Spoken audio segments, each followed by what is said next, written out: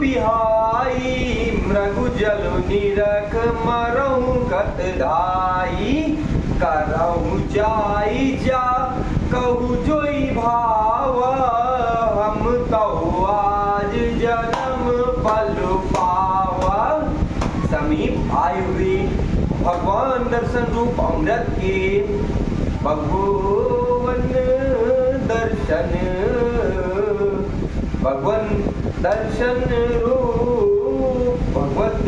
रूप अमृत के समुद्र को छोड़कर तुम जग जननी जानकी को पत्नी रूप में पाने की दुराशा रूप मिथ्या मृग जल को देखकर छोड़ दौड़कर क्यों मरते हो। फिर भाई जिसको जो अच्छा लगे वही जाकर करो। हमने तो श्री रामचंद्र जी के दर्शन करके आज जन्म लेने का फल पा लिया, जीवन और जन्म को सफल कर लिया। अस कही भले भूप अनुरागे रूप अनूप विलोकन लागे देखई सुर नभ चढ़े विमान बरसई सुमन करही कल गाना।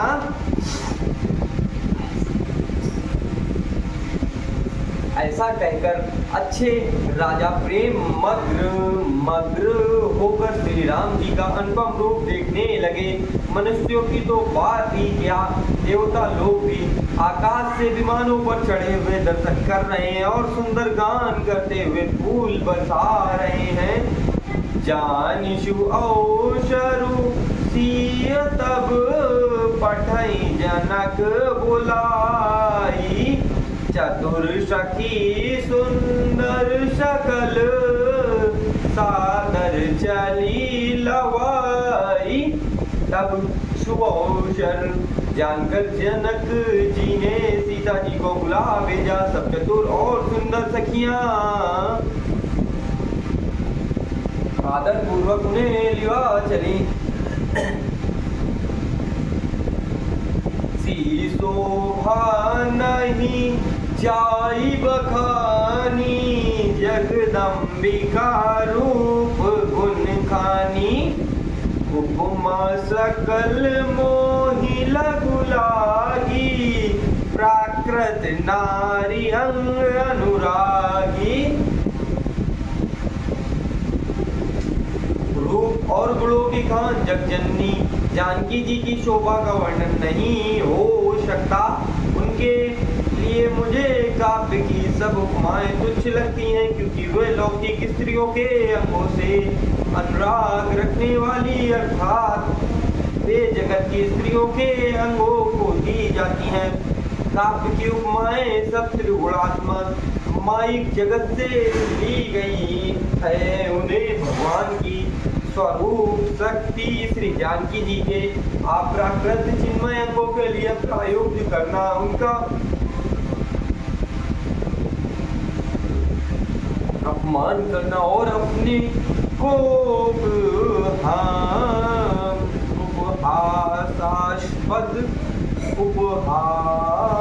उपहासास्पद बनाना है।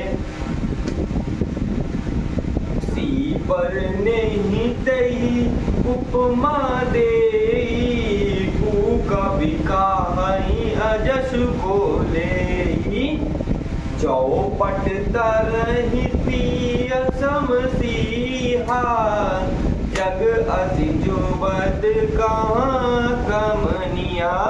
सीता जी के वर्णन में उन्हीं उपमाओं को देकर कौन कुकवि कहलाए और अपियत का भागी बने। अर्थात सीता जी के लिए उन उपमाओं का प्रयोग करना सुकवि के पद से शिक्षायुत होना और अपकीर्ति बोल लेना है। कोई भी सुकवि ऐसी नादानी एवं अनुचित कार्य नहीं करेगा। यदि किसी स्त्री के साथ सीता जी की तुलना की जाए तो जगत में ऐसी सुंदर युवती है कि कहाँ जिसकी उपमा उन्हें दी जाए।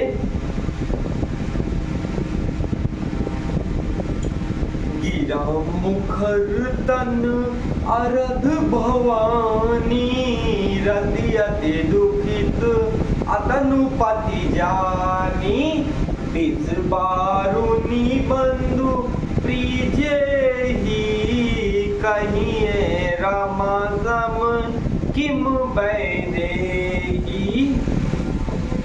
पृथ्वी की स्त्रियों की तो बात ही क्या, देवताओं की स्त्रियों को भी यदि देखा जाए तो हमारी अपेक्षा कहीं अधिक दिव्य और सुंदर है।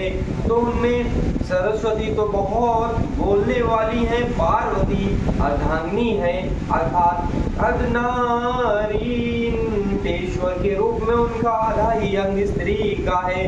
शेष आधांग पुरुष शिव जी का कामदेव की स्त्री रतिपति को बिना शरीर का अनंग जानकर बहुत दुखी रहती हैं और जिनके विष और मध्य जैसे समुद्र से उत्पन्न होने के नाते प्रिय भाई हैं, उन लक्ष्मी के समान तो जानकी जी को कहाँ ही कैसे जाए, कहाँ ही कैसे जाए।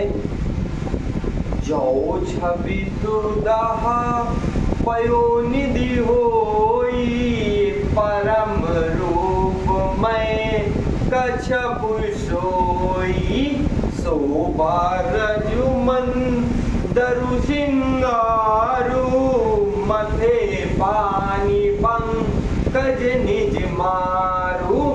जिन लक्ष्मी जी की बात ऊपर कही गई है वे निकली थी खारे समुद्र से, जिसको मथने के लिए भगवान ने अधिक पीठ वाले कच्छप